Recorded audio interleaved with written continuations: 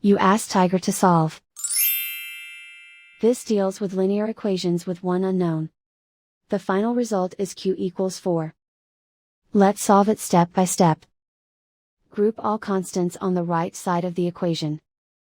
Add 14 to both sides. Simplify the arithmetic.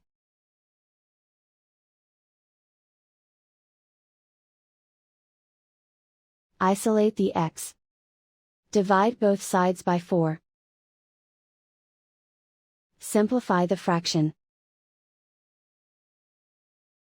Find the greatest common factor of the numerator and denominator.